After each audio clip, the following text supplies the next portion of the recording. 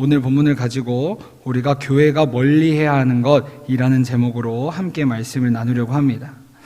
로마서는 우리가 잘 알고 있듯이 바울이란 사람이 로마 교회를 향해서 쓴 서신으로 우리가 알려져 있습니다. 특히나 이 당시 로마는 예루살렘의 교회와는 달리 이방 사람들이 훨씬 더 많이 존재했기 때문에 바울은 이에 대해서 교회 공동체가 어떻게 화합해야 하는지, 특히나 유대인과 헬라인들이 그 가운데서 어떻게 하나님의 의를 알고 하나님의 복음 가운데 어떻게 공동체를 이루고 하나님 안에서 살아가야 하는지를 말씀하고 있습니다. 그리고 바울은 오늘 본문을 통해서 교회 공동체가 피해야 하는 것에 대해서 말하고 있습니다. 그렇다면 오늘 본문 속에 등장하는 우리가 살아가는 이 교회가 멀리해야 할 것은 어떤 것이 있을까요? 그리고 우리가 그것을 이겨내기 위해서는 어떻게 해야 할까요? 이러한 질문을 가지고 오늘 말씀을 살펴보려고 합니다. 먼저 오늘 본문은 우리가 남을 함부로 판단하는 것을 멀리해야 한다라고 말하고 있습니다. 여기서 판단이란 단어는 간단한 우리가 이건 이거고 저건 저거고 간단한 판단이 아니라 이 안에는 정죄 혹은 심판이라는 뜻을 담고 있습니다. 사랑하는 여러분, 우리가 세상을 살다 보면 사람은 누구나 흔히 무엇인가를 판단을 내릴 때가 우리가 종종 찾아오게 됩니다. 우리가 그렇게 판단할 수 있는 이유는 내가 그것에 대해서 익히 알고 있기 때문에 우리가 그것을 잘 안다고 생각해서 판단을 하게 됩니다. 만약에 우리가 그것을 잘 알지 못하고 경험하지 못했다면 우리는 그것에 대해서 쉽게 판단을 내릴 수가 없습니다. 그런데 문제는 우리가 누군가를 잘못한다고 생각해서 판단하고 또 정죄하면서 정작 뒤를 돌아서 본인도 자기도 그러한 잘못을 범할 때가 있다라는 것입니다. 그래서 예수님께서도 이러한 우리의 이중적인 모습을 하나님께서 말씀하시면서 나무라셨습니다. 우리 마태복음 7장 3절의 말씀을 우리 다 함께 읽도록 하겠습니다. 마태복음 7장 3절의 말씀입니다. 다 함께 읽겠습니다. 시작. 어찌하여 형제의 눈 속에 있는 티는 보고 내 눈 속에 있는 들보는 깨닫지 못하느냐. 아멘. 이와 같이 우리가 주님 안에서 깨어있지 못하면 언제나 우리는 타락한 도덕주의자나 또 성경 속에 등장하는 바리새인과 같은 율법주의자가 되어서 남을 함부로 정죄하고 판단하는 문제를 우리도 언제든지 범할 수 있다는 것입니다. 그래서 우리는 성경 속에서도 예수님께서 활동했을 당시에 수많은 바리새인과 율법주의자들이 정작 하나님의 마음을 제대로 알지 못하고 남을 쉽게 판단하는 모습을 우리가 곳곳에서 찾아볼 수가 있습니다. 1980년대 노사 간의 갈등이 고조됐을 때 당시 천주교는 약자의 편, 근로자의 편에 서서 그들을 대변하는 역할을 하기도 했습니다. 그런데 정작 1988년 천주교에서 평화신문이라는 신문사를 창간한 뒤 그곳에서 똑같이 노사분규가 발생하는 사건이 벌어지고 말았습니다. 왜냐하면 당시 신문사 사장이었던 그 신부님이 4명의 직원을 일방적으로 해고하고 그들이 나가지 않자 경찰을 불러다가 그 사람들을 물리적으로 쫓아내었기 때문입니다. 분명 그동안 이들은 하나님께서 말씀하신 약자의 편에서 서서 그들을 돌보고 대변하는 역할을 했지만 막상 그들이 고용주의 입장이 되니까 여타 그들이 그동안 비판했던 고용주들과 똑같은 모습을 보였다는 것입니다. 사랑하는 여러분, 우리 역시 얼마나 우리 안에 이와 같은 이중적인 모습이 많습니까? 그래서 하나님께서는 우리에게 이러한 모습을 멀리하라고 성경을 통해서 분명하게 말씀하고 계십니다. 왜냐하면 우리가 남을 함부로 판단하는 것은 결국 다른 영혼을 실족하게 만들어서 우리로 하여금 하나님 앞에서 죄를 범하게 만들기 때문입니다. 따라서 정죄와 권면을 우리는 구분지어야 합니다. 여러분, 권면이란 사람을 살리는 데 목적이 있습니다. 다른 사람으로 하여금 그 영혼이 잘 되길 바라는 마음, 더 이상 하나님과 멀어지는 마음이 아니라 하나님 안에서 올바르게 세워지길 원하는 마음이 바로 권면이라는 것입니다. 그렇게 권면하는 사람은 그 권면을 당한 사람이, 다른 사람이 잘 되었을 때 배 아파하고 그 사람을 끌어내리려고 하는 것이 아니라 진심으로 기뻐하게 됩니다. 왜냐하면 하나님의 마음으로 그 사람을 품고 함께 기도하고 함께 나아가자고 말했기 때문입니다. 그러므로 우리는 남에게 이야기할 때 지금 나의 마음이 어떤 마음인지 돌아봐야 합니다. 살펴봐야 합니다. 하나님의 마음을 품고 얘기하는지, 아니면 단순히 나의 생각과 나의 고집과 나의 경험으로 그 사람을 판단하고 정죄하지 않는 것인지 우리는 돌아봐야 한다는 것입니다. 그렇지 않으면 우리는 언제든지 남에게 얘기할 때 하나님께서 우리에게 보여주신 사랑이 아니라 하나님의 사랑이 없는 말로 정죄할 수밖에 없습니다. 그리고 우리가 하나님 앞에서 이렇게 죄를 범하면 하나님께서는 오늘 본문 2절을 통해서 말씀하신 것처럼 우리가 하나님의 심판, 하나님의 정죄를 받을 수밖에 없게 된다고 말씀하고 계십니다. 따라서 하나님께 우리에게 이와 같이 말씀하실 때는 우리는 우리의 마음을 돌아보고 하나님 앞에서 회개해야만 합니다. 우리 본문 4절의 말씀을 다 함께 읽도록 하겠습니다. 오늘 본문 4절의 말씀입니다. 다 함께 읽겠습니다. 시작. 혹 내가 하나님의 인자하심이 너를 인도하여 회개하게 하심을 알지 못하여 그의 인자하심과 용납하심과 길이 참으심이 풍성함을 멸시하느냐. 아멘. 사랑하는 여러분, 오늘 본문 4절을 보면 여기서 첫 번째로 등장하는 단어가 인자라는 단어입니다. 여기서 말하는 인자라는 단어 안에는 여자의 자궁과 같은 어원을 담고 있습니다. 여러분, 보시다시피 저는 결혼도 아직 안 해봤고 아이도 아직 안 낳아봤습니다. 그래서 잘은 모르지만 여기 계신 성도님들은 대부분 아이를 낳아보시고 길러보신 경험이 있으실 겁니다. 여러분, 우리가 임신을 하게 되면 아이가 약 10달간 자궁 안에서, 여자의 자궁 안에서 머무르게 됩니다. 그리고 그 자궁은 아이가 잘 자랄 수 있도록 최적의 조건으로 또 최대한 아이를 보호하는 역할을 수행합니다. 그리고 오늘 성경은 우리 하나님이 우리를 이와 같은 인자함으로 대하시고 보호하신다라고 분명하게 말씀하고 계십니다. 또한 오늘 보면 4절에 등장하는 용납이라는 단어를 보면 이 단어 안에는 참다라는 뜻을 가지고 있습니다. 이와 마찬가지로 하나님께서는 우리를 끊임없이 참아주십니다. 아마 하나님께서 순간순간 우리를 향해 참지 않으셨다면 저를 포함해서 여기 계신 분들은 아마 인생의 끝을 이미 맞이했을 수도 있습니다.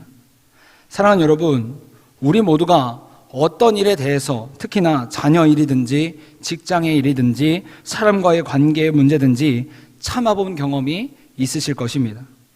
그런데 여러분, 참는 것 굉장히 어렵습니다. 쉽지 않습니다. 왜냐하면 그것을 참아내는 내내 우리 마음 가운데 고통이 찾아오기 때문입니다. 이와 마찬가지로 우리 하나님께서는 우리가 온갖 죄를 지음에도 참고 기다리시며 고통을 감내하신다는 것입니다.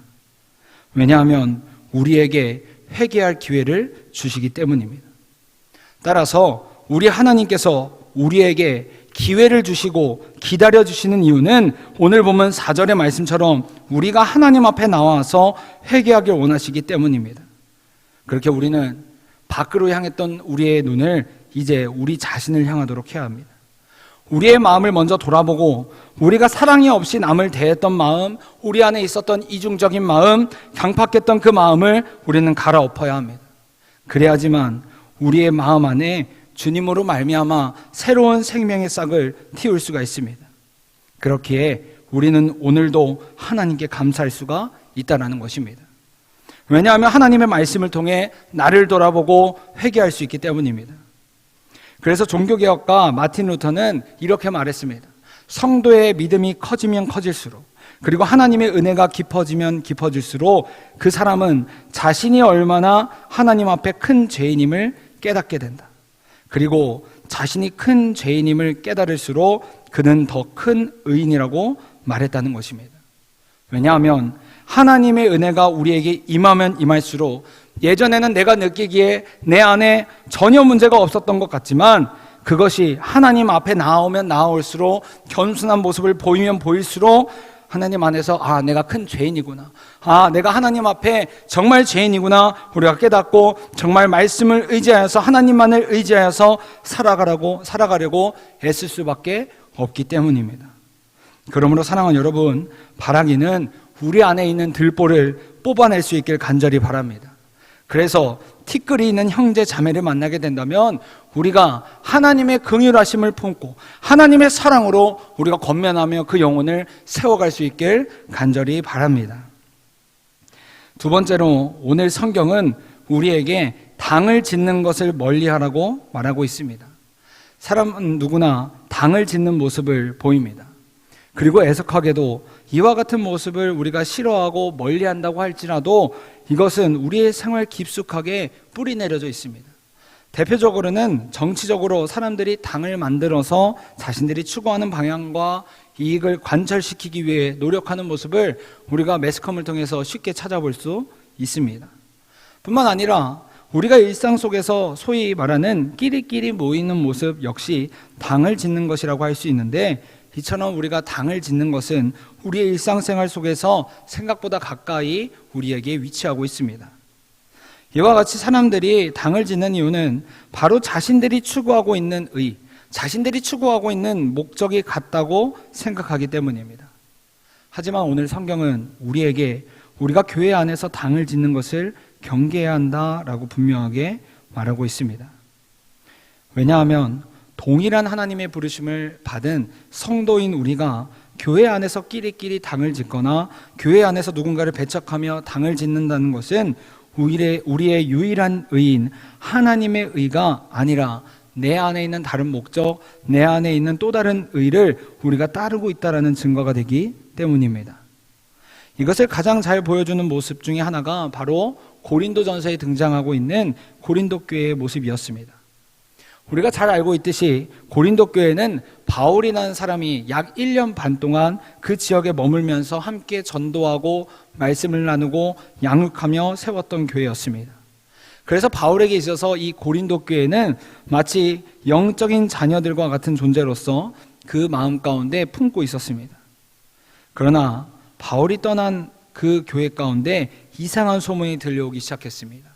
그 소문은 바로 고린도 교회가 서로 당을 지어서 서로 손가락질하면서 공격하고 싸운다는 것이었습니다. 그래서 어떤 사람은 자신은 바울파라고 말하면서 사람들에게 말했고, 또 다른 사람들은 아볼로파라고 말하며, 그 다른 사람들은 나는 게바파다라고 말하며 서로를 향해 공격하고 손가락질하며 비판하는 모습을 보이게 되었습니다. 이와 같은 모습은 바로 오늘 본문이 말하는 하나가 되게 하는 교회가 아니라 바로 서로 당을 짓는 모습이라고 성경은 말하고 있습니다. 그리고 우리가 이처럼 당을 짓게 되면 결국 공동체는 서로를 향해서 상처를 주게 되고 깨어지게 되며 어느 순간 진리가 아니라 비진리를 쫓는 모습을 우리가 보게 됩니다. 여러분, 여기서 당을 짓는다는 말의 어원을 살펴보면 그 안에는 취하다, 빼앗다, 붙잡다 이러한 뜻을 가지고 있습니다. 다시 말해 우리가 당을 짓게 된다면 우리의 자리를 하나님께 온전히 내어드리는 것이 아니라 하나님의 자리를 내가 마음대로 취하고 빼앗고 나의 마음대로 행동하는 것을 의미한다는 것입니다. 그래서 오늘 성경은 우리가 당을 짓게 되면 진리를 붙잡는 것이 아니라 잘못된 것을 따르게 된다라고 말하고 있는 것입니다.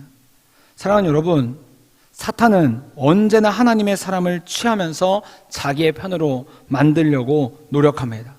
그리고 그 사람을 통해서 하나님을 대적하게 만들려고 노력합니다. 그래서 사탄은 교회 안에서 당을 짓고 무리를 만들어서 이 공동체를 어렵게 만들기도 합니다. 제가 좋아하는 말 중에 이런 말이 있습니다. 본질에는 일치를, 비본질에는 자유를, 나머지에는 사랑을. 사랑하는 여러분, 우리가 언제나 붙잡아야 할 본질은 바로 무엇입니까? 그것은 바로 우리를 살리신 예수 그리스도의 복음, 오직 하나님의 의인 줄 믿습니다. 그것 외에는 우리가 쫓아야 할 것이 없다라는 것입니다. 그래서 우리는 우리의 본질, 그 본질 외에는 다른 것에 대해서 허용하되 가장 중요한 중심은 흔들리지 말아야 합니다. 왜냐하면 우리에게 구원보다 더 중요하고 가장 큰 유익이 되는 것은 없기 때문입니다. 따라서 교회는 당을 짓는 곳이 아니라 거룩한 무리로서 하나님을 예배하는 공동체로서 세상 가운데 복음을 전하는 곳임을 우리는 반드시 기억해야만 합니다. 우리 오늘 본문 9절과 10절의 말씀을 우리 다 함께 읽도록 하겠습니다. 우리 오늘 본문 9절 10절입니다. 시작. 악을 행하는 각 사람의 영에는 환난과 곤고가 있으리니 먼저는 유대인에게요 그리고 헬라인에게며 선을 행하는 각 사람에게는 영광과 존귀와 평강이 있으리니 먼저는 유대인에게요 그리고 헬라인에게라. 아멘. 그렇게 하나님께서는 우리에게 당을 지어 공동체를 어렵게 만들고 힘들게 만드는 악을 행하는 자가 되지 말고 하나님이 원하시는 선한 길을 걷는 자가 되라고 말씀하고 계십니다. 그리고 이와 같이 교회를 지키고 올바른 공동체의 모습을 보일 때 하나님께서는 오늘 성경의 말씀처럼 우리에게 주님의 영광, 주님의 존귀, 주님의 평강을 부어주시겠다라고 약속하고 계십니다. 그러므로 바라기는 우리 모두가 날마다 다른 것이 아니라 오직 주님만을 붙잡아 오직 주님의 그 본질 예수 그리스도의 복음을 붙잡아 나아갈 수 있길 간절히 바랍니다. 그리하여 우리 교회가 하나님께서 원하시는 모습으로 더욱 하나가 되어 건강한 공동체, 행복한 공동체가 될 수 있길 간절히 원합니다. 이와 같이 우리가 하나님께서 경계하라고 말씀하신 이것들을 이겨내기 위해서는 우리 교회의 필수 기도 제목처럼 우리가 날마다 교회를 위해서 기도하고 우리 공동체 모두가 한 마음을 품을 수 있도록 우리가 반드시 기도하며 나아가야만 합니다. 우리 에베소서 4장 1절부터 3절까지의 말씀을 우리 다 함께 읽도록 하겠습니다. 시작. 그러므로 주 안에서 갇힌 내가 너희를 권하노니 너희가 부르심을 받은 일에 합당하게 행하며 모든 겸손과 온유로 하고 오래 참음으로 사랑 가운데서 서로 용납하고 평안에 매는 줄로 성령이 하나가 하신 것을 힘써 지키라. 아멘. 그러므로 사랑하는 여러분, 간절히 바라기는 우리 모두가 날마다 성령님께서 우리가 하나가 되게 하신 것을 힘써 지키며 서로를 향해 사랑과 관용이 넘쳐날 수 있길 간절히 소망합니다. 그리하여 우리 교회가 하나님의 마음을 시원케 하는 공동체, 하나님의 마음에 맞는 공동체, 하나님께 더욱 쓰임받는 공동체가 될 수 있길 간절히 소망합니다.